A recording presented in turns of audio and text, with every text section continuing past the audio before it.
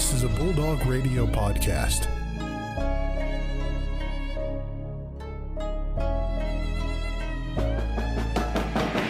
The Ferris State Bulldogs have upset the nation's #2 ranked team.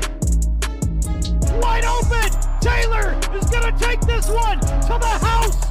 Touchdown Bulldogs.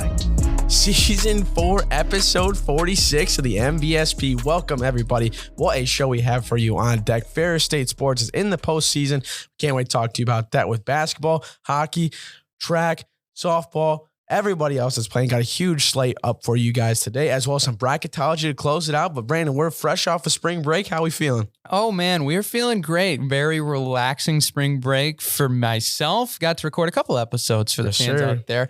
Shredded the slopes for final the time pretty much of the winter, as now we have literally 5 inches of snow dumping outside. Now we just got a nice little snowstorm. It was supposed to be the last hurrah on the slopes, but now apparently we might get a second go at it this weekend. I don't know. But that was fun. Doesn't sound like it was as fun as your journey down south there, Joe. Yeah, I went to made the trip down the Whiskey Trail, hit a lot of distilleries down in Louisville, Gatlinburg, Nashville, and then made my way back up. So, dude, it was a blast. It was a lot warmer. Not crazy. I mean, it was like 50, 60, but to me, that's like 80, 90 degrees. I was rocking shorts on a few of the tours, and some of the people were looking at me like I was like a chicken with my head cut off, basically. They were all in like coats and stuff, but it wasn't half bad. I mean, it was probably one of my best spring breaks that I've ever had, and thanks for holding down the fort, Brandon. Hey, absolutely. We're glad to make content for you guys. Like we said, loaded show today, Ferris State Sports review, as well as a deep dive into March Madness. Cannot wait for that. And bracketology. It's the best time of year in my mind. So,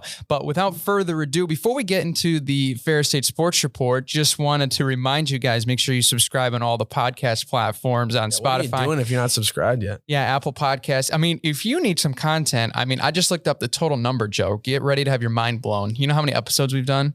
273. Okay, that one was actually higher than I expected. 208 is the actual number. Really? But we already hit the 200 mark, and we didn't even celebrate. And that's the unfortunate thing, I guess. We'll celebrate the 50 mark, I guess. Yeah, we'll have to celebrate the 250 mark or something. But I guess, hey, applause to ourselves for hitting 200 episodes, and we totally missed it, but that's pretty cool, and you guys are the best. But also, don't forget to leave us a review and a rating on those platforms as well. We take the feedback. I know we've gotten some great ones. I know there's one on Apple Podcasts that was anonymously written by someone gave us 5 stars, and we took everything that they said and we made this show better. So make sure that you do that, as well as subscribe on WBRN if you're a radio listener on the weekends. Hey, we're in the big time airwaves, y'all, and we get to hear all the greatest in Ferris State sports on the weekend, 3 o'clock on WBRN, as well as the West Michigan Sports Show from yours truly, covering the local sports. You got all the sports from this area and beyond in the span of only an hour of airtime. I got it. We got it all for you, man. Don't worry about it. Just get your dial, get it to 107.7 or 96.5 coming soon, and you'll be all set for the whole just week. Drive around a little bit. And you're fine. Just little road trip. Go get some food from like McDonald's or something, and just take a little drive around the greater Big Rapids area. Yeah, get a couple McChickens. Just take the lap around the town. Go by the dome of the river. Or go to Taco Bell and get the online. You can get the quesarito again. Oh, that is a good point. But anyway, this food's making me hungry, and I want to eat lunch. So let's get right into it here. Ferris State Sports review. We'll start on the hardwood. March Madness for D2. Certainly a great time of year for our program, truly making another successful tournament run. Fortunately came to an end, I think, a little bit more shorter than we would have liked that run to be. We had a really good first round game against Ashland. Ashland's a really good team. They're one of the hottest teams coming into this tournament. Knocked them off 71-70. It should have been a 4-point game, but a full court heave at the very end of the game by one of the Eagles ended up making it only a 1-point game. So it wasn't necessarily as close down the stretch as it appeared in the box score. But UMSA was a really good team. This was a team that when we looked at the draw, I know I was a little bit skeptical as far as how good they really were coming into this tournament, because they were a team that only had won, I believe.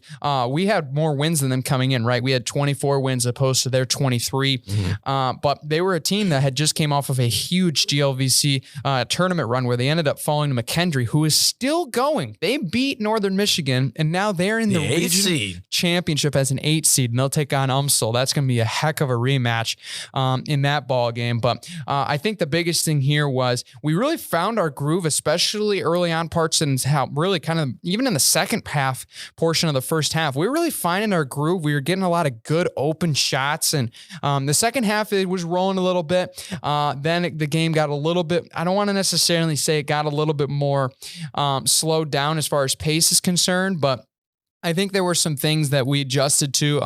The game started to get a little bit less physical as opposed of more foul calls on those physical portions of possessions. And I think that caught us a little off guard because we were really getting that stride in the first half of playing more physical and beating them down on the block because they're a really good shooting team. And that when we kind of got eliminated down on the block, then they started shooting the lights out. And that's how they kind of stretched the lead there down the stretch in the second half of the ball game. But I thought there was really a lot of good things. But I mean, the Tritons are a really good team. They're a really good club that can shoot the rock, and that's what they did in the second half. And then unfortunately just didn't have an answer for it. Yeah, and I think it was, who was it? I think it was one of their players, one of their main scorers got like 4 fouls like right at the start of the second half. So that was like a pretty solid spot for us because we were up, I think, 45-43 at that point. We were kind of playing pretty solid. The ball was getting a little bit errant on both sides even. And you got to a point then where, I mean, there was one where Veas clean block got called for a foul. Then Reese Hazelton gets called for a foul the next possession. And then all of a sudden we're at, I think it's like 5 fouls compared to their 1. That changes up the game plan completely. And then you're looking at a spot where some of our guys might be in foul trouble. We got to kind of maybe clean it up a little bit.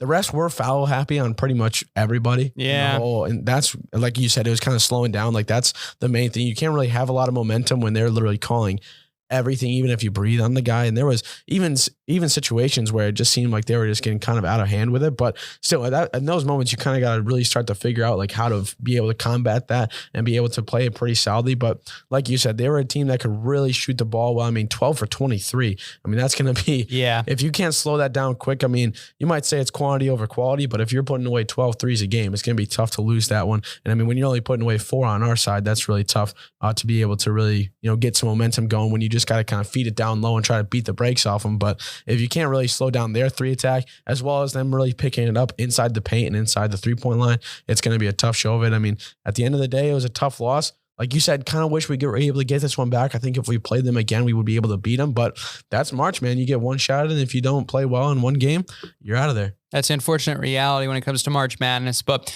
you definitely saw our shooting was, we had a lot of good open looks. And early on in the game, they were starting to fall. And then we started to go cold. And we really couldn't find an answer, right? Because when this team doesn't shoot very well, we find that way inside, right? We get physical. We get down on the block. We rip down some rebounds, get some putbacks, really work in the paint. And that was kind of working against us there in that second half.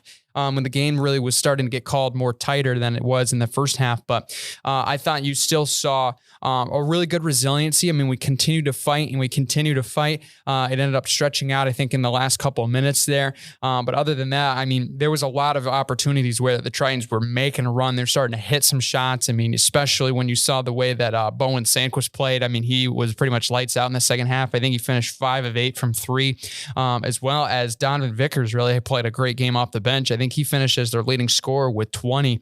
But I think when you look at it really across the board for how we played offensively, I thought we had some really good looks. I thought Veas had a really good game.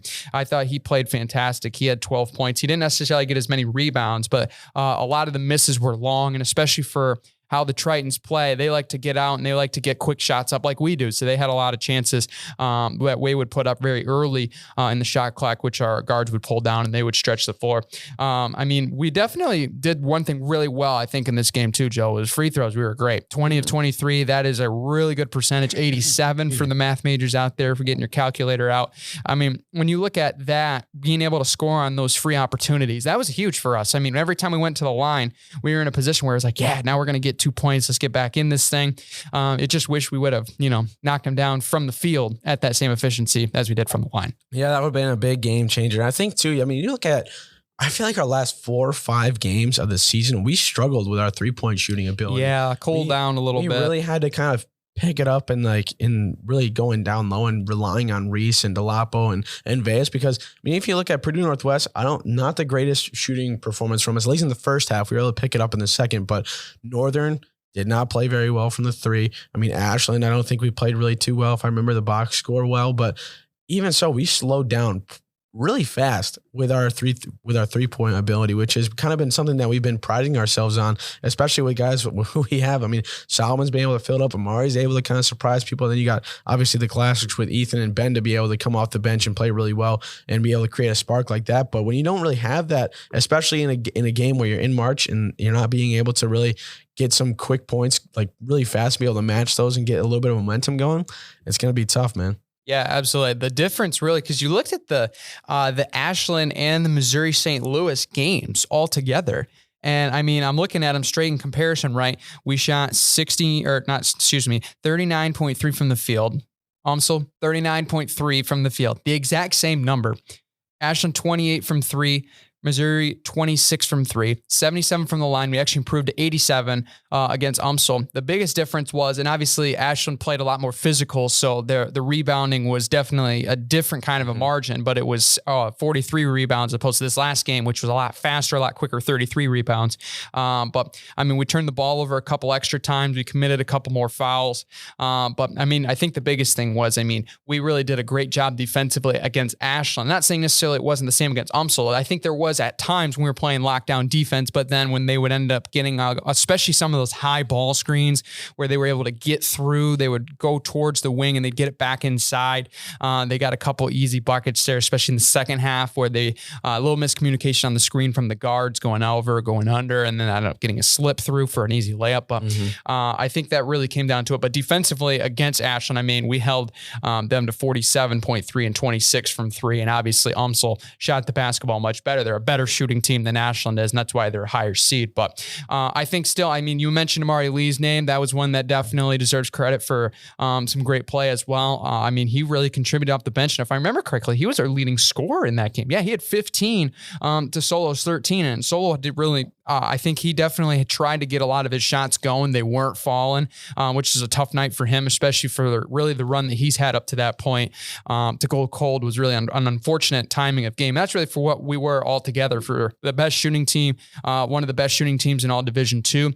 Just went cold at the wrong time, and you got to give UMSL credit. They really created some chaos there, but our defense really thought we played well as well from the press. That was something that I noticed. We were able to force some turnovers on UMSL, just couldn't knock down some of those shots to really get out and run and make that make us the most momentumous team that we can really show that we can beat anybody with some of those momentum swings we can create. So it's just one of those things, man. March, you just gotta outplay until you're outplayed. And unfortunately, we just got outplayed with the way that we played on Sunday. Unfortunately, second round exit, but still, for what this team really from after last year and after a couple years before, this was kind of graded as a down year team, but still second round, almost a regional finalist. And 24 wins. I mean, that's to be able to have that as your down year. Oh my gosh. Yeah. I mean, how good of a program have you been able to build in? That's wild. That's good stuff there from them. Some final box scores. Mari with 15, Solo with 13 from that game, as well as I believe he had, was it 30 he had in that Ashland game, which was incredible to see. I mean, he was in takeover mode and he was not missing. He finished 9 of 16, 430 exactly. Delapo had 11 in that game as well. But I think you saw especially rebounding. I mean, Mikel's done a great job this year. He was leading us with 7. Amari as well as Delapo had 3 assists leading the team, as well as 4 steals from Solo, 3 from Mikel.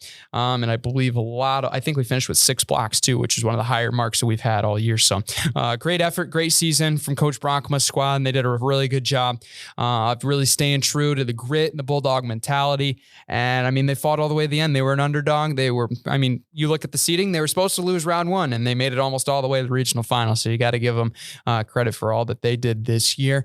Great campaign. Can't wait to see what they do next year. Yeah, absolutely. And this team is going to be one that's going to be pretty scary for next year as well, because you still got a lot of returners. But now skating to where the puck's going to be, heading on over to ice hockey. Give a little shout out to sports careers. I love it. Little shout out for sports careers. Hockey season is now over, almost making it to the CCHA final, losing to Minnesota State 7-2. But before that, getting a big OT win, 2 OT wins against Bowling Green to advance. I mean, this team really showed out. I feel like at the end, I mean, in the tournament, I mean, we were 5 losses in a row. A lot of people said Bowling Green was just going to roll us over, but I mean, when it's on the line and when we're traveling, I feel like we're a really, really solid team. I mean, it's tough one, especially when we lose to Minnesota State like that. But it's been a pretty solid end of the season so far, especially with Minnesota State. You look at them, they've been able to really, really play really solidly. I think this is probably, especially with the way that this tournament has shown out, this is probably the easiest route that they've had in the past couple of years. But even so, I mean, we jumped out to an early lead at the start, but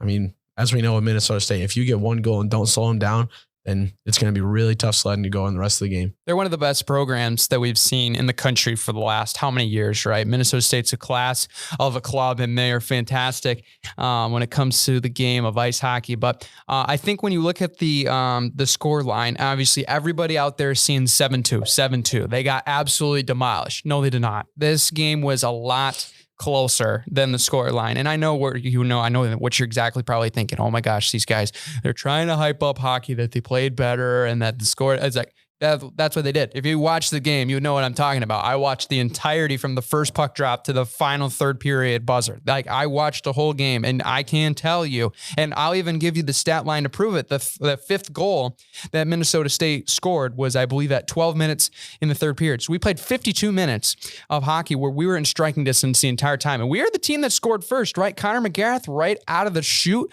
able to score right in front of the net. And I thought, really, when you saw that, you were like, oh my gosh, here we go. Let's get to work, right? This was the get the first goal. That was the biggest thing that the broadcasters were saying in that pregame was who's going to score first? Who's going to score first? Who's going to get the momentum? And we did.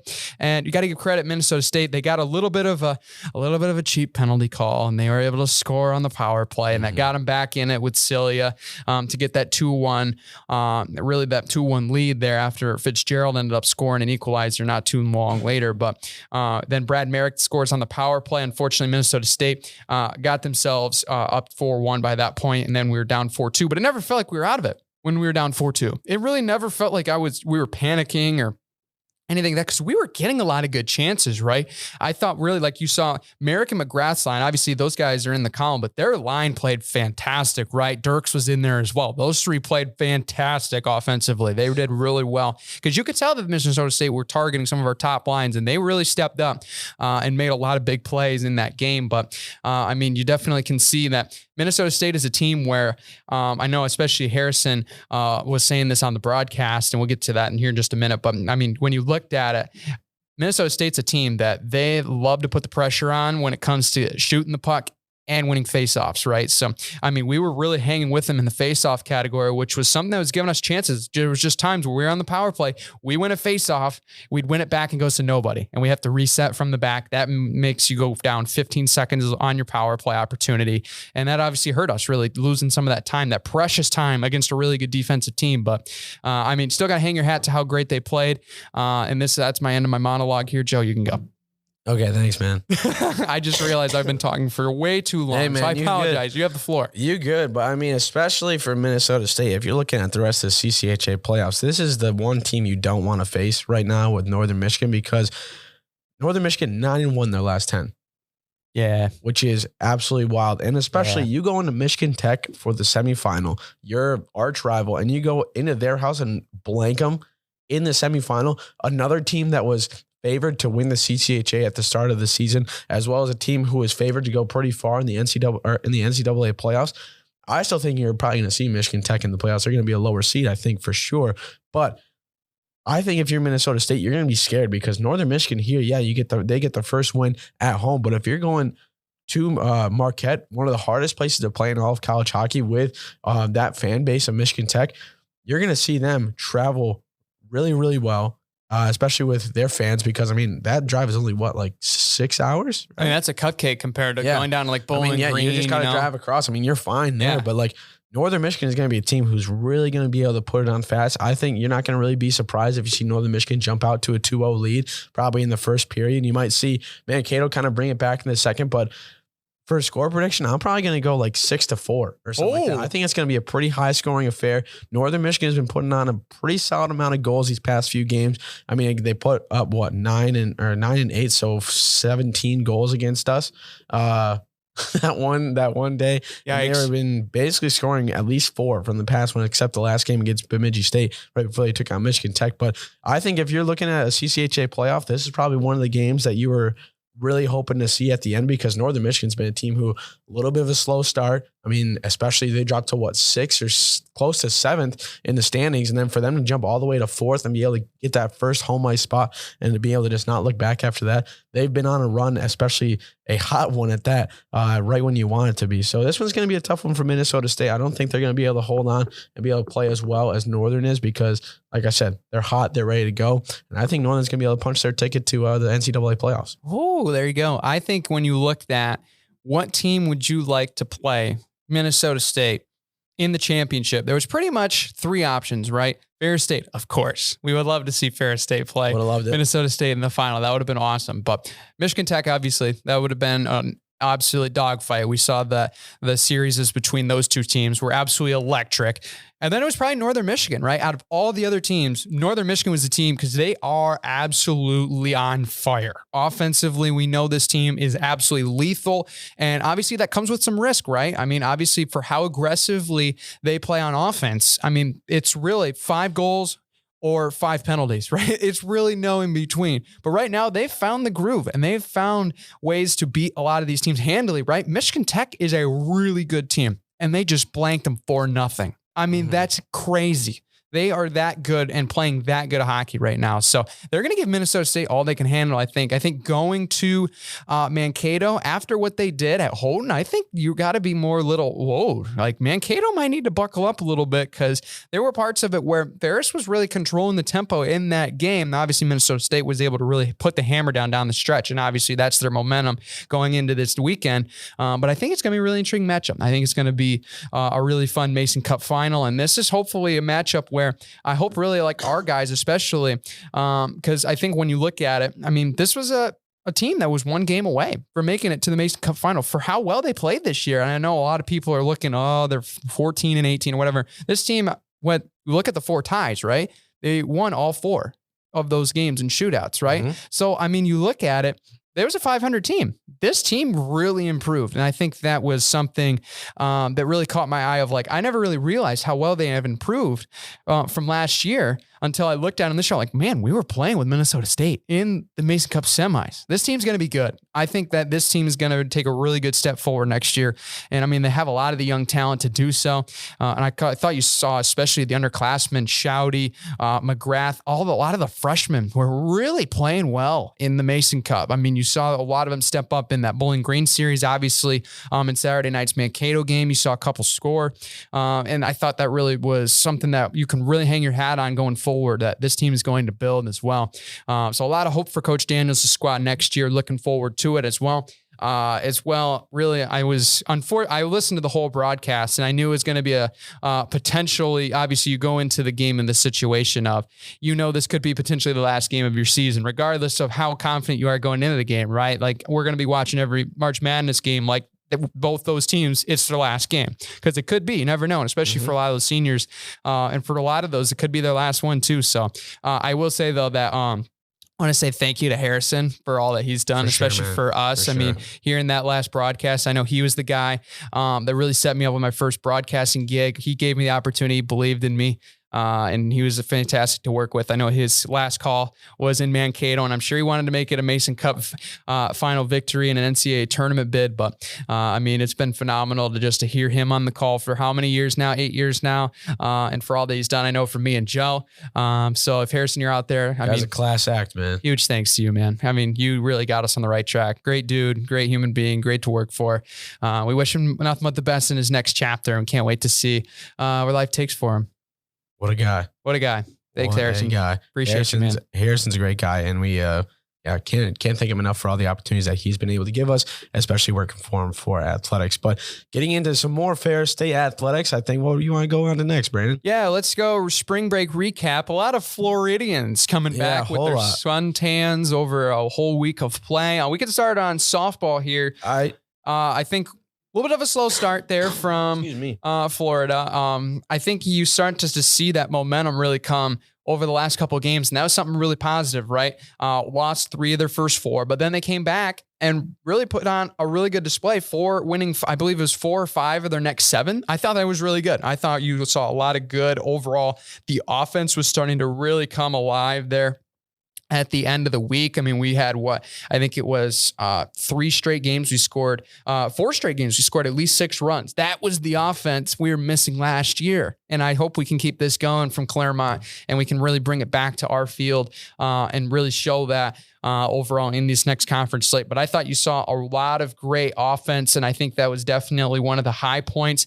And I thought pitching wise, I thought we did really good, right? That was an area that we struggled with a little bit last year. You could just tell them. And obviously with the injuries, the rotation wasn't as deep, obviously relying on some players that don't normally throw to have to throw major innings. And that's a big adjustment. But I thought we saw overall really good performances. And I think when you looked at this team now going, especially into more of the regular season play, obviously you're playing in the regular season in Florida, but obviously now this is kind of where the season truly starts. Now you get the double headers against these teams and you're going on the road in one day of play. It's not all back to back to back or whatever, but I think you still take a lot of positives from this Florida trip and use it coming forward now in a really good regular season. I mean, the bats have been pretty hot as well. I mean, a lot of players still batting in the high 200s, low 300s marks, which you need a lot of those players to be really putting together some really good quality at bats. And I think if you would compare the on base percentage as opposed to last year already through these first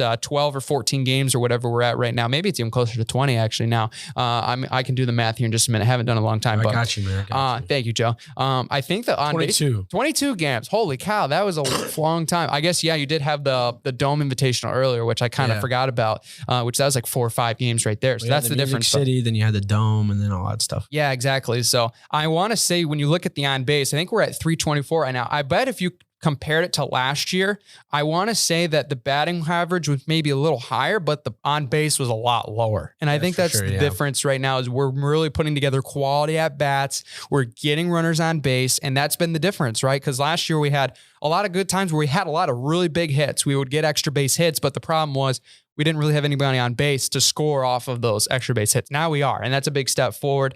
And obviously the pitching is going to get better. Obviously with the health that we have, that's going to make it a lot better. So really good performances over the weekend. I think this team's definitely shown that they're getting better. They're playing a lot better ball right now. And I think that's really good momentum here coming off of spring, going into the true season here, coming up in a date with Lewis coming up later on this week, I believe. I believe they'll be traveling over there here in the next coming days to go over to visit the Flyers on Wednesday. That game will be at 2 o'clock and a 4 o'clock first pitch there from Illinois. Yeah, and I like how you brought up, Brandon. It's definitely a different change, I think, of how this team's going to be able to produce offensive wise. Because I mean, last year we had Paige Courts who had at least 15 home runs, something like that. You had a lot of extra base hits. I mean, already we have, I think, 120 hits so far. Only 27 of them are extra bases. So if you're really looking at it, it's going to be kind of more of a small ball atmosphere, I feel like, for this season. You're going to see a lot kind of more, I feel like slapstick kind of stuff, kind of more, hit and runs, that type of deal, kind of playing the strategy a little bit more rather than kind of just, hey, just swing a hard grip and rip it type deal, 3-0 swing away type. But I think you're still going to see us play pretty solid. I think we're going to hit our stride, especially as we go into, we got 8 more games until conference starts up. I know we play, Lewis first, I think, March 15th. So at the beginning of at the middle of this week, and then close out the weekend at Tiffin. I think we only got Ashland, and then that weekend or that next week. And then Northwood. And we got Northwood. Right at it. Saginaw on Saturday. Yeah, so we got a pretty solid slate, I think, before we started up. I mean, it's going to be kind of tough seeing that Grand Valley and Wayne and Saginaw are kind of the top of the teams for the GLIAC. But honestly, I won't have it any other way, because if we keep this roll going a little bit, I mean, like you said, we're 4-1 in our last 5. So if we keep this roll going, keep it staying hot, get the bats ready to go, I think we're going to be pretty solid as GLIAC play runs around. Yeah, absolutely. I mean, you saw Evelyn Blood's really picked off as the senior. She's had a really good start to the campaign. I think she's slugging .417 right now, .313 average. She's been doing really well. Kylie Winkle's a very versatile player. Has already went deep this year. Her on base is near .350. So I think you're seeing a lot of these upperclassmen really stepping up, especially with the absence of a lot of those good players from last year as well. I mean, we mentioned Paige Courts already.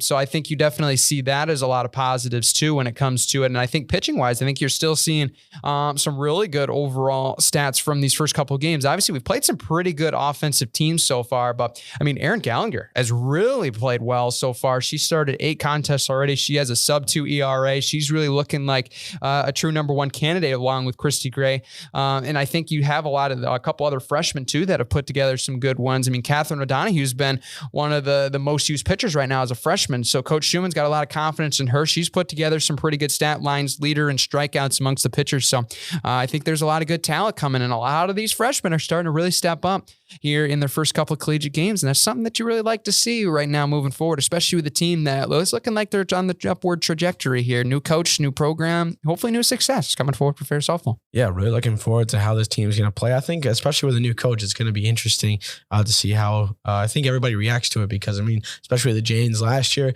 had a little bit of success here and there, but not exactly what we wanted to. But the consistency was definitely missing, but we definitely had spurts and a little bit of glimpses of what this team could actually be like if we just got a little bit more success. And I think that's what we've been able to see so far. And it's going to be very interesting to see how this new coaching staff, new players, all that stuff kind of gel together, especially when they get back home. Absolutely. Very interesting to watch moving forward. Obviously, we'll get into all that in the spring preview show, which we'll have coming up likely next week. Anyway, moving over now, tennis in action over spring break. A lot of tough contests, let me tell you, over there in Lakeland in Florida. Man, that's tough. A lot of good teams. Women's came up short, 0 for 4. But I mean, half of those teams were ranked, and that was the thing that really, going into this Florida trip. Obviously, we kind of looked at years past. I know I've looked in some of the last year. I think they played. I want to say like 5. I think they played around 5 teams last year. Maybe it was a little bit more than that. And I know at least half of them were in the top 10 of their regions, or even nationally ranked in the top 25. And some of these teams are as well. So I know like St. Leo is always going to be a dynasty top 25 team. And obviously we came up a little short, but we put up a pretty good fight against them, especially the men's side. Were able to get a victory on the final day against Palm Beach Atlantic. That was a big momentum booster for the men's squad. But I think really when it comes down to it, obviously you would love the wins against some of these great teams, but just getting that understanding of playing that high class level of tennis, which I'm not saying like their early schedule has been a cupcake. I'm not saying that at all. I mean, Indy and some of these other really good GMAC teams are really good, right? The Tiffin wins were huge for the program, as Joe likes to say. But I think when you see overall the results, I think obviously that can kind of stray you away of a team's true ability to produce well in a lot of these good games, because obviously we look at records so many times, right? How many games has this team won? How many games has this team won? That's probably something we're going to look at in the bracketology part here in the second half of the show. But in the reality, there are a lot of these teams that get that good experience against some of these better teams. And that's why you see some of these teams necessarily, they could be especially not necessarily the top winningest team, but they've played that high level competition. They know what it takes to get those wins and play with these top tier teams. And that's almost as better than walk through cupcakes and pick up a school record number of wins. That's just usually how sometimes it goes in sports altogether. Yeah, I mean, you hit the nail on the head with that one, because I'd rather have that too. I mean, especially if you go down south, that's where a lot of the good teams are. I mean, you got, Tampa, especially for women's, has been a perennial powerhouse. Yep. St. Leo, both sides, like you said, perennial powerhouse. And then you go into some of these other teams that could be kind of a toss-up and go either way. I mean, especially with Palm Beach, the men getting the win. Women's so close to being able to get a win down there. But I would rather have that where you see, hey, this is where some of these good teams can exploit you in. This is what we can work on. Of course, the GLIAC in tennis is not really, as much of a powerhouse as it usually is in other sports, but you're able to see some of these games where, hey, I need to work on this because some of these better players can exploit these parts of my games. Hey, I've been able to play this really well. I got to work on this too, to be able to just really fine tune it. And especially when you got Wayne State coming up to open up GLIAC play. That's been a team who's been a solid test with GLIACs, but there's been a team that we've been able to, play pretty well against. And I think especially after, thanks for like the little chop up there. We're getting there. I appreciate that. I mean, hey, I've had like a week and a half off. Yeah, Joey's coming right off of the cusp and he's nailing it right now. I'm trying my best here, but it's definitely going to be a solid test, especially, I mean, you got Davenport, Grand Valley kind of in the middle of the season. And those two teams have been the ones who have kind of been able to, give us a little bit more of a test when it comes to it. So men's and women's, I feel like are in a pretty good spot. Don't let the record fool you down south and everything like that, because I think the teams are going to be able to come off this with a lot of stuff to work on. Coach Doran's going to be able to recognize, hey, this might be where we're falling short a little bit. This is what we got to work. And I think that's going to be a big point of focus for the team, especially with Wayne State coming to town on Friday. Love it, Joe. Absolutely nailed it. Thanks, man. Moving over now to golf we go. Kaiser Cup for the women. Pretty good overall performances. I mean, we've pounded this nail over and over and over again, because that just shows how good this team is. We have improved over each round of golf we've played. And that's the craziest thing is when you look at it. I'm looking at the overall, you call it the box score, but obviously it's just the overall scoring from that whole tournament, the scorecard. Yeah, if you may. That's probably I don't know why I didn't say scorecard. Here you go. Scorecard from the Kaiser Cup. We were, I believe, only one of two teams that improved. No, actually, we were the only team that improved each round from round 1 to round 3. That's a great overall trait to have as a really talented team. We just got to be a little bit better in round 1, and we're in contention for some of these tournaments, right? And I think that's the biggest thing is just being able, we've got that part down of improving, making that run on the chase card in the final round, being able to start off strong and then get stronger. That's really what can make this team very elite. But I think they still put together a really good performance, finishing 4th overall. Maybe not as best as they would have liked to see against some of these quality Florida teams. But I think you still saw a lot of great success. And I think you still have a lot of great marks, obviously, as well. You saw a lot of great overall play from a lot of the unexperienced Bulldogs, and they're getting some really good tournaments under their belt, especially going into the GLIAC season here coming up. I mean, Dana Skowski was one of the best. She was 7th overall individually in the field.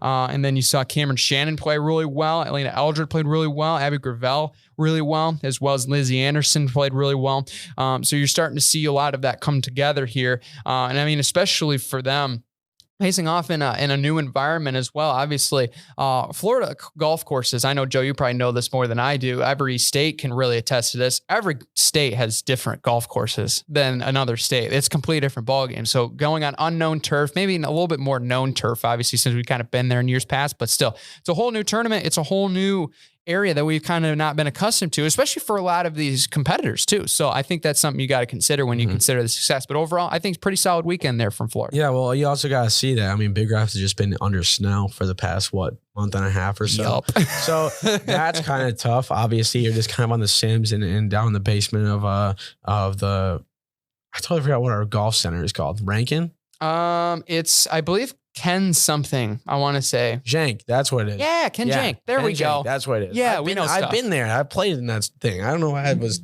struggling so hard. But anyways, you're down in the basement. I mean, you're putting on, just the putting green down there, which is not, natural. I mean, you can try your best to be able to mimic what it's like on the actual course, but unless you can get out there, day after day and, battle the elements and stuff like that, it's always going to be tough. So a lot of these teams down south have a little bit of an advantage to be able to go outside and play every day and be able to have that. I mean, we can be able to do that, in the summer and early in the fall and stuff like that. But once it gets to the point now where, it gets to December, November, December, January, February, March, even the early March, April. Yeah, I'm getting my March, April, May. I was gonna say I was getting my things all there you go mixed up. Even in the early May, you get these times where you can't really go outside. So it's a little bit different going from Sims to the outside, but still, it's a really solid spot to be able to go out there, especially down south where you get some really solid weather to play in. It's not always sunshine and rainbows. You get a little bit more wind. You can get some rain. You can get some solid battle of the elements there, but it's gonna be a pretty solid return for the team, I think. I mean, how many more do they have down south before they come back? Is it just one? I believe it's just the one. So yeah, they'll be back. Yeah. Saginaw Valley, I believe, this weekend. So, or SVSU Spring Invitational. I know in years past there's been an SVSU Invitational that's not been in Saginaw. So I don't know. I got to figure out where and when that'll be. So, but really interesting on their schedule. I don't know if you saw this, Joe, on Friday the 24th. Ferris Grand Valley Davenport tri-match, I believe, is on the schedule. That is going to be something. That's just for men's, though. Yeah, that is just for men's. But speaking of men's, kind of going over there, the Spring Invitational, they took part in down there. They did really well down there at Sacred Heart. I mean, getting to play in Daytona Beach, I mean, that's pretty sweet as it is. So, which, I mean, I'm jealous of all these teams really getting to play down there in Florida and nice weather. So I kind of stuck up here and ran in the 30 degrees and snow. So I'm kind of jealous of that. So you know how it is. Yeah, it's how it is, but you got to keep the grind going. But I mean, the men's really played well. I mean, this was a Division I loaded field. When I looked back at it, you had like Purdue, Fort Wayne was in there. Butler was in there. Longwood was in there, Howard University, Fairleigh Dickinson, two teams that are actually going to, I believe, play each other in the NCAA tournament, which we'll get to in just a minute. A lot of D1 programs, and I mean, really, we held our own. I mean, we finished 6th out of, I believe, the 12-team field or 11-team field, and a really good performances. I mean, Caleb Bond as a freshman led the way for us as the lefty, finishing 11th. Zach Corner was right there in 12th. Dan Shattuck, friend of the show as well, did really well.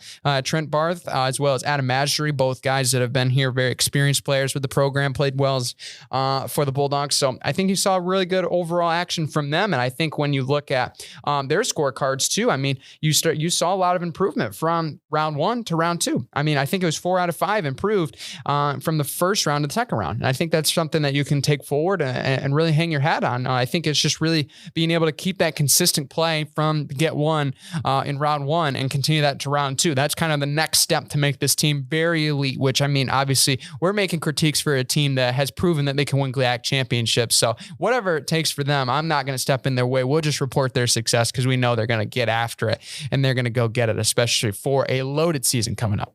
Yeah, for sure. And especially, I mean, what is it now? It's how many more days until outdoor starts? Not many. I can tell you that. Not many.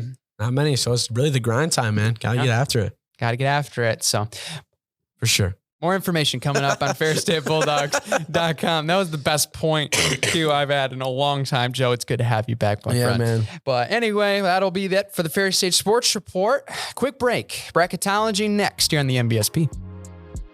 Are you a Fair State student interested in getting into audio production, music, podcasting, or even DJing? Bulldog Radio could be the place for you with plenty of opportunities and hands-on experience within not only these realms, but the marketing and social media opportunities outside. Join us to have your voice heard. No other place than Bulldog Radio.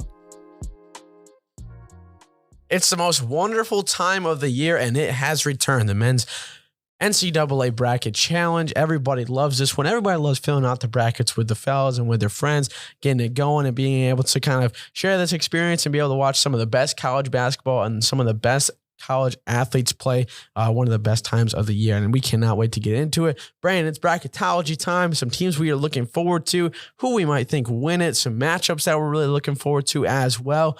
I mean, Brandon, you want to fire it off? Start us up. Yeah, let's go. I'm so excited. I just jumped out of my chair. Bracketology is one of my favorite times of year. So looking forward to this episode for a long time. So bracket is out as of yesterday as we record this on Monday. Selection show Sunday. Definitely brought some interesting looks and matchups for round 1. So we'll kind of go through some matchups that we're looking forward to, as well as some teams are looking for Final Four destinies, as well as some teams we are looking to play spoiler here in the tournament. So we'll kind of start with the matchups here and we'll go along. We'll get through some of the teams and some of the notable ones that you need to know filling out your bracket this year, as well as maybe we'll post our brackets online too. So you might be able to see me and Joe's complete bracket, but you got to follow at the MVSP on social media first in order to do that.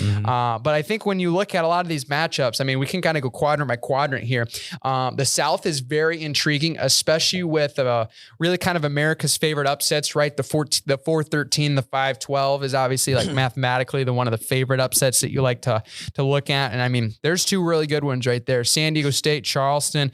San Diego State's a really good defensive team. They really stay home to their fundamental on the defensive side of the ball, where Charleston, they get outrun, they can sling it. They are a really good team in tempo as far as three-point shooting. So I think that's a matchup that I'll be looking forward to, as well as Virginia.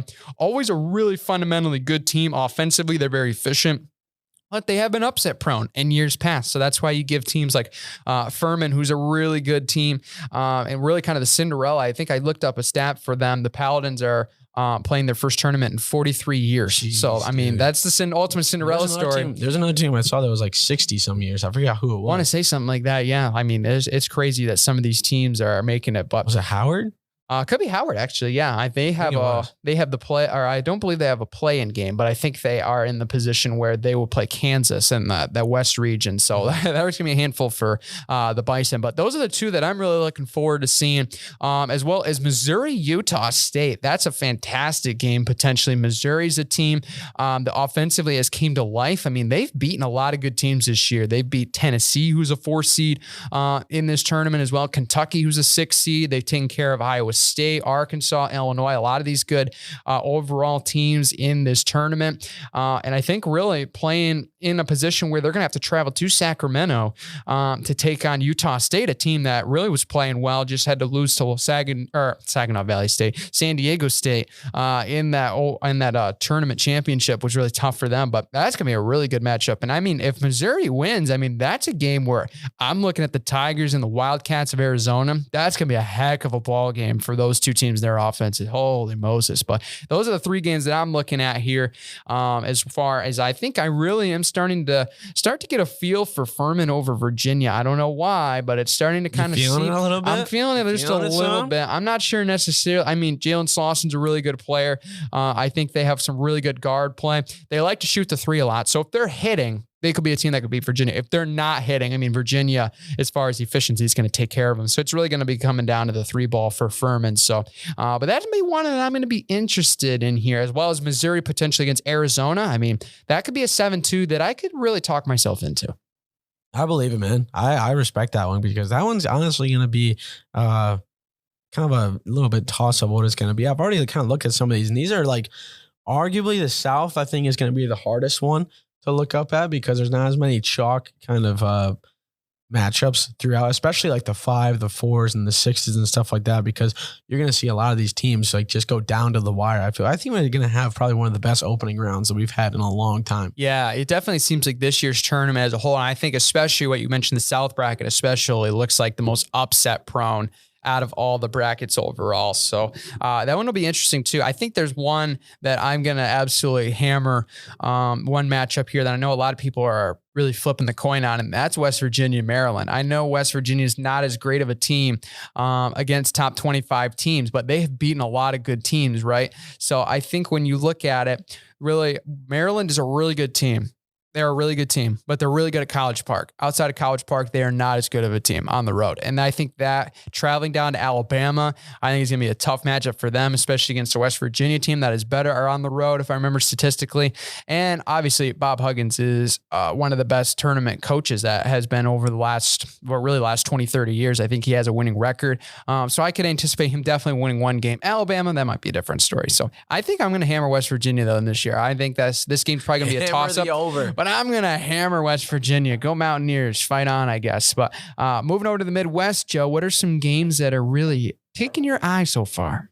I'm really excited for this Miami Drake game. Yeah. Because Drake's been a team that's perennially been kind of like one of the better non-Power 6 teams in college basketball, kind of in some of those conferences because they've made some noise. I mean, they made the Sweet 16 a couple of times. They've consistently made the round of 32. I think last year, I don't think they made it, but I think the year before they got knocked out in the 64 in the opening round. But Miami's a team who's kind of really starting to show out a little bit, who's been a really surprising addition to kind of this conversation of who's going to be able to make it far here. But I think that's going to be one to watch out for because Miami, I think, is going to come into it like they're going to be able to roll them out, but Drake's always had that underdog mentality, and Miami's a team who we've seen really flourish with a 3-ball and kind of all that ball movement. They're an offensive-heavy team, so it's going to be interesting to see there. Another one as well that I'm looking forward to is Texas A&M and Penn State. I have no clue who to pick there. Oh, my gosh, because yeah. Penn State's been a team who's kind of like upset a lot of guys or upset some teams, have fallen to some teams that they should have beat for sure. Texas A&M has been the same way. So I think it's two teams who have had a solid season so far, made the tournament, but these two teams, I don't think they're going to make it very far. I don't think, but they're going to be a team who's definitely going to just kind of show out in the first. This is probably going to be one of the best round of 64 games that we're probably going to see so far this year. Yeah, A&M and Penn State, both teams really on a high point with their seasons. Penn State reaching the Big Ten title game. A&M obviously making a huge run in their conference tournament to the championship game for falling to Bama. So I think you got to imagine that game's going to be pretty much a coin flip at this point. But I mean, especially when you mentioned Drake, I mean, every year the Summit League produces a team on paper that looks like an absolute steal as an upset, right? This year, we have a lot of good teams that you can look at and be like, oh yeah, that's Drake is one of them. Obviously, I feel like Drake, we've definitely hit a lot overall in the last couple of years as well. And obviously another team that we'll get to, Oral Robertson from that conference too, that a lot of people are looking at over potentially Duke. So, but yeah, I really like those games. I think this is a sneaky game as well. Kent State against Indiana. Indiana did not play the best against Purdue, or not against Purdue, against Penn State in that semifinal game. And that gives me some concerns against a really athletically inclined Kent State team. Obviously, they haven't necessarily played well in some of their other conference games, but they played up against a lot of these good teams. Remember, they played Houston earlier on this season. They only lost by 5 in that game. They also played at Gonzaga. We lost by 7. I mean, this Golden Flashes team is a little interesting here. So Kent State might be one I'm keeping my eye on as well against Indiana. I know I already picked a 4-13 in this one, but as well, Iowa State, to me, I still have question marks about, but I think you need to see Mississippi State beat Pitt to really get me on board with that potential upset, because Iowa State's really been up and down this year, and they could be inconsistent going into this tournament. So, but those will be some definitely interesting ones to watch here. Going over to the East Quadrant now. This one owned by Purdue. I don't think they're going to have any problems getting past whoever that gets the win in either a 14-20, I think it was when I looked it up, Texas Southern team. Don't know how they made the tournament, but they made a run. But some other... That surprised me so much.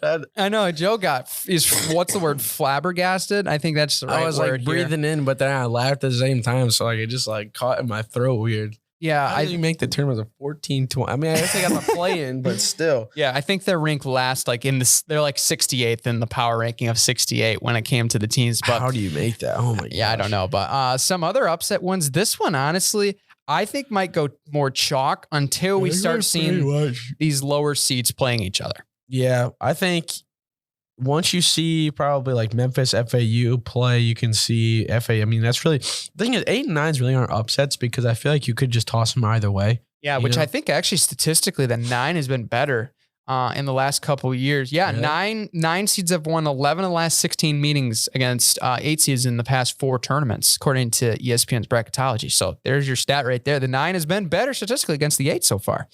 Yeah, that's pretty honestly, that's kind of weird. I mean, especially you kind of want to be the 9 there, but that's been kind of, I mean, you might be able to see Kentucky lose to Providence. Kentucky lost first round to Vanderbilt, a team that they should have beat in the SEC tournament. Yep. That one was kind of a tough loss for them. So you might see Kentucky come back with a vengeance and kind of go on a run here, or you might see Providence kind of pick up on a little bit of a slow start from Kentucky as they did against Vanderbilt there. Michigan State, USC, I feel like could go either way. I think the Spartans might have it because I would love to see a Michigan State Marquette matchup, especially with Joey Hauser. Yes. That would be really cool. But Vermont's a team, especially that I'm kind of interested to see. I mean, who are they in there? Are they in the Big Sky or what tournament or what conference are they in? America East, right? Which one did you say? Providence? Vermont. Oh, Vermont. I think they're in the American East, right? Yeah, they are. And this is this is kind of a pretty booty conference.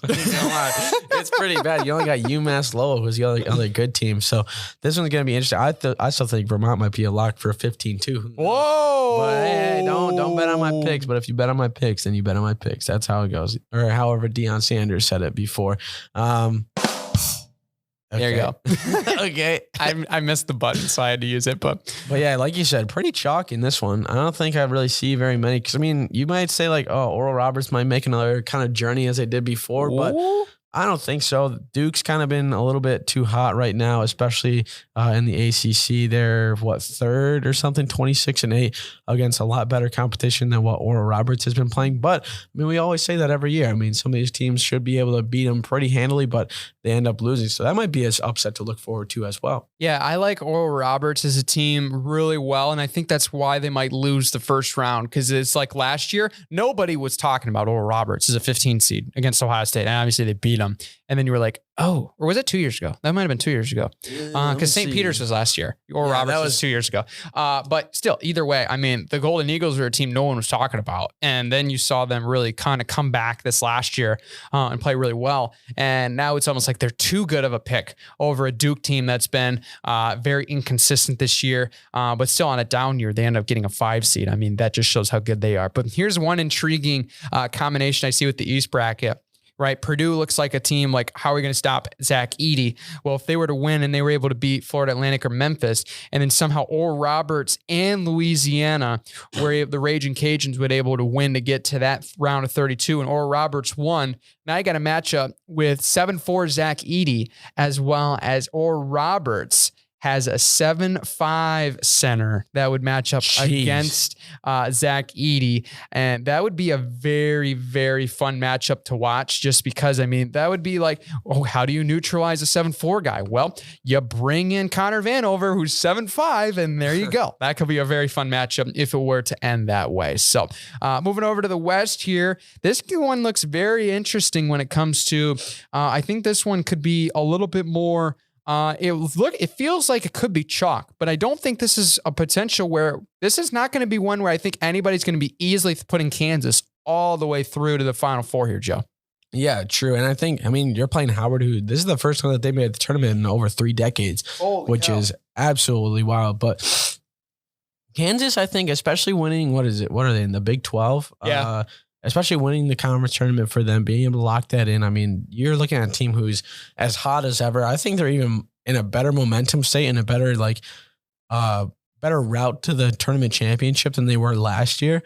But you definitely got to watch out for some of these other teams. I mean, UConn has been kind of making some noise a little bit. But I think if you look at the West, I feel like this is the weakest one when it comes to the higher seeds, because UCLA has been all right. I mean, last year they made kind of a little bit of noise with Johnny Juzang and stuff like that. And then you got Gonzaga, who everybody knows my thoughts on Gonzaga is they're a fake good team. But you got some of these lower seeds who I think could make some noise a little bit. Boise State, I haven't been paying too much attention to. Grand Canyon's been a team who, when they make the tournament, they've been able to play pretty well. I mean, last time I think they made it to the Sweet 16, right? I don't think they got all the way that far. I know they upset in the first round, and I think they were maybe the 12th or 13th seed. Was it? I could say the one that it's been like 2 or 3 years. The one I'm thinking of that's probably, it's not Grand Canyon, but I keep thinking it is Abilene when they beat Texas in the first round. That's the one I keep thinking of, but no, that is not Grand Canyon. I don't actually remember when Grand Canyon was in the tournament last, so that could be true. So, but this one I feel like is also the same with the East. It's going to be pretty much solid. Like whoever's the higher seed is probably going to win. I mean, you might see Arkansas and Illinois could go either way. That game's going to be a 40-40 game. Excuse me. Sorry, I didn't mean to say Illinois. Northwestern Boise, I feel like could go either way as well. But other than that, I mean, you're looking at a lot of these higher seeds kind of going into the round of 32, and I think you're going to probably see, probably by third round, you're going to see like 1, 2, 3, 4. Could be 1, 2, 3, 5 or something like that. Could be. I could see. I think that this is like the perennial, like when you look at the top, like considered blue blood teams of this, like the overall season, not necessarily saying the true blue bloods, but I mean, you got a couple of them right there. Kansas, obviously, then you got Gonzaga, then you got UCLA, who you can kind of throw in as an honorary blue blood. Maybe. They used to be really good. And then ever since like the Lonzo Ball era, they've really fallen off. Yeah, they kind of departed from there a little bit. But St. Mary's VCU is a game that I'm going to be watching. St. Mary's was a team that beat Gonzaga earlier on this year, as well as really put up some really good games. I mean, obviously finishing 26 wins. I mean, they're one of the better defensive teams that you'll see in this tournament altogether. But VCU is a team that is known for playing the upset card. So they're not going to be a team that you're going to want to sleep on here for this upcoming tournament. But looking at some of potential Final Four appearance teams, obviously there's many seeds of 1 through obviously the 4 seeds that you can make arguments for. We'll kind of go through some of the ones that we're watching out for. Obviously, I think there's a really good chance that you see teams like Houston. Obviously, Alabama's been playing phenomenal. Those teams obviously will have a really good chance, like Purdue and Kansas. The number 1 seeds obviously have the best chance. But outside of really those top seeds, one team I'm going to be watching out for, Joe, it's a team that I've been riding on this whole year. It's the UConn Huskies, baby. I know. That's why I said UConn's been. I know what you're talking about. They're riding, man, and I'm absolutely stoked to watch UConn play Iona in the first round. I mean, this is a team. They beat Bam earlier on this year. They beat Iowa State, who is going to be one of the hotter teams going into this tournament, and they've really taken care of business. They've beaten Marquette, who's a 2 seed. So I really like the opportunity here for Coach Hurley's team. I don't know why necessarily I picked them earlier on this season, but I'm riding the train of the Huskies this year. I think this could be a good bracket for them as well. A matchup with St. Mary's does look a little scary on paper, but if they play VCU, I really like UConn in that matchup for their explosiveness to score and especially beat teams on the boards on offensive glass. But I think you just can see that team necessarily that could squeak their way into the Elite Eight, play on, potentially get past Kansas and maybe line up against Gonzaga, TCU, or UCLA. And I would think that would be very interesting. I like where UConn's at, Joe. I'm going to be a Husky fan for life pretty much after this if they win the whole thing. Hey, man, Cardiac Kemba, last time they really made some noise. So who knows? Maybe they can repeat it up a little bit. Who knows, man? I'm excited for him. Who's kind of like your one sleeper pick that like you're going to be rooting for like the whole time? Oh, like a double-digit seed you talking about? Like a double-digit seed. I got mine. Okay, what you got? I mean, Drake. Oh, yeah. Drake's going to be a team that I hope makes it to at least the Elite, or not the Elite, the Sweet 16. I mean, they have a fantastic mascot. I mean, the Bulldogs, come on. That's the greatest in the land. Of course, yeah. I mean, are you going to say what yours is? Well, I'm still thinking about mine, but I thought you were going to continue the Bulldog chat here for a second.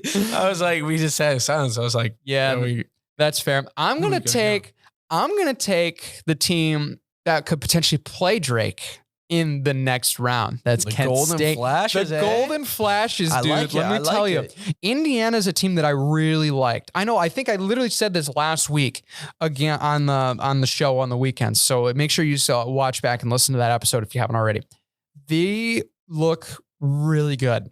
I watched a little bit of their film. They look really good. And I really hate the fact they're playing Indiana, right? If Kent State was playing a team like Virginia, then I'd be really liking that matchup. If they were playing UConn, that would honestly be worse. But I think I really like Indiana, but I think Kent State got the perfect matchup against. I think Indiana is going to have fits with Kent State. And if Kent State wins, I really like them against Miami. I like them more against Miami than I do against Indiana. And then potentially against Houston, that would be a little bit of a scary matchup. But I mean, if Kent State can catch some fire here, man, I mean, they're a team that can score 76 a game. And I think that really can prove and I think they have the experience of playing those bigger teams and playing these tight games. So I think this could be a really fun game. And I think that really, when you look down to it, I think we looked at the decision tree when it comes to ESPN's game generator. The decision tree, it should be a lot larger of a margin than this. It's 56-44 in favor of Indiana. So it's a lot closer than that's the thing too. Indiana's only 4-4 in their last 8, and a lot of their losses in the last 4 have been to unranked teams. By the way, oh boy, they lost to Michigan State, who was unranked, they lost them by 15. Lost to Iowa by 22. And then they ended up losing to Penn State in the tournament, or Big Ten tournament, 77-73. So if you think Kent State's going to lose this one, I don't know, man. Maybe a little bit. Indiana might be on track to get an early round exit and might be over for the Hoosiers real fast. We don't know. So, Joe, your pick for top team that you think could win it all, that is not like a top seed, I guess. Or it could be a top seed. I guess you could pick that too. I mean, I had to pick UConn, so. No, not Tennessee. I like Tennessee too. That's a good team. I do, but I also just don't like Tennessee. Dude, that's tough. I would say, I'm mad that you picked UConn because I was kind of looking forward to UConn. The Huskies. Not a number 1 seed? It could be. I mean, out of all the number 1s, I like Bama the best. Yeah. That's fair. I think Bama's going to be pretty solid. But other than that, I think you probably got to watch out for a little Baylor.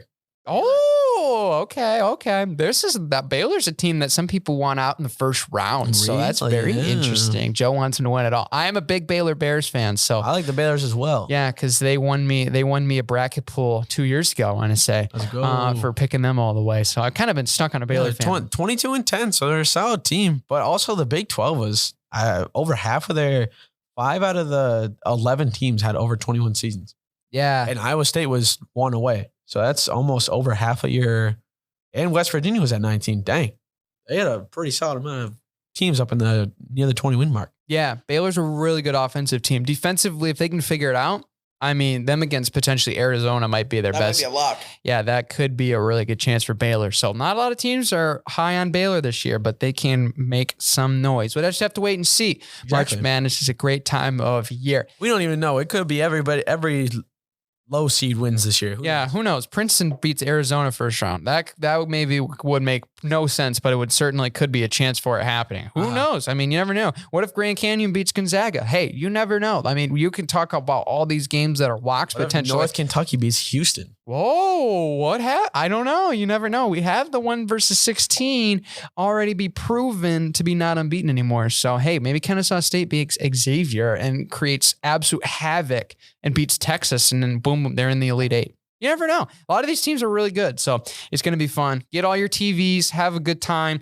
because this is certainly going to be a wild next couple weeks. Want to know what I'm excited for, Brandon? What's that? All of the TikToks and stuff of the players that go to the tournament, and they're like, here's what I get as a player who's playing in the tournament. Oh, yeah. They get like Nike Tech shoes, a suitcase, like a Nintendo Switch or something like that. Like, just a whole bunch of stuff. Yeah, that's going to be funny. I am looking forward to seeing especially the amount of TV viewership that comes from this year's tournament. Because I think we can all agree, it's gonna jump up. This year's tournament looks so wide open compared to some of the years past ones. Like, I mean, a couple years back, it was like, yeah, were you picking Baylor or Gonzaga? Like, those are the two teams that you could pick. And then like last year was a little bit more up for grabs. And then obviously North Carolina made. How about North Carolina though? Preseason number 1. Oh yeah, not even in the tournament. And decline the NIT. And crazy. Also Michigan, sad face, but yeah, it's tough okay. looks for them. But they're going to win the NIT though. I was going to say, this is the first time that I don't think am very sold on a number 1, because Bama's lost to a few teams. They lost to Tennessee. I think like 2 or 3 others. Houston's lost to a couple. They've even lost on one of like their lower seed or lower guys in their conference too as well. And then, I mean, you got Kansas, who's been pretty solid so far. And then Purdue lost to Rutgers, Indiana, and what was the other one? They lost to 3 people in the Big Ten. Purdue lost to, I know it was they lost to Indiana twice. And then they lost to, it was Rutgers or Maryland, I want to say, that beat them. I want to say like that. Yeah, it was Maryland. They lost to Maryland. This is one of the first years where you don't have a number 1 who's coming in with like maybe 1 loss or something like that, where it's going to be, it could be either way. You might have to coin flip everything this year. Yeah, who knows? That is the proven way to choose the best bracket, is just coin flip instead of just. I have done that before, and that is accurate. I had a better bracket this last year. I'm trying a new method here too. Shout out Dan Hardesty, who's also on the show. We're trying this method of you actually pre-seed, like you have 1 through 16 in each quadrant, all 4 quadrants. Pick just a number. We did this like literally a couple days ago before the selection show came out. So we have random brackets with just numbers. So it's like 2 versus the 7 wins, 7 against the 4. And that's how we did one of our brackets. So we're going to see if that wins better than a coin flip and that. So, hey, science is fun. So you never know what you can get here, and try to get an up on March Madness. Go win $1 million. Well, that's kind of hard, but you can try. I mean, you can. You could try. You probably won't get it, but you can. Probably can. Hey, it's all about the groups. You got to beat the groups. You know what I mean? Like, I know me and Joe are in the Ferris Athletics interns group, so that one's going to be heated. We'll see who wins that one. Probably not me, but we'll give her our best shot. Regardless, we'll see. Yeah, it's always like the one that you care about the most, you're going to do the worst about. Like bracket and in the group. Then the one that you just make where you just like make it in 2 minutes and you just get. And then that one wins. That one's in like the top like 99th percentile. And you're just like, what the heck? Yeah, what is this? Yeah. Do you make all 25 on ESPN? Like, you know how you can get 25? Do not. I usually try to get close to it because you never know. But like usually by the time I get through like a good 5 or 10, I just do random like scientific ways, like, the coin flip or something different of that nature, like a pencil sticking in the ceiling or whatever. I always just do those ones, and those ones usually either hit or they miss. So, but anyway, have fun with March Madness. Thanks for listening to this episode. Don't forget to subscribe at the MBSP. And until next time, take care, everybody.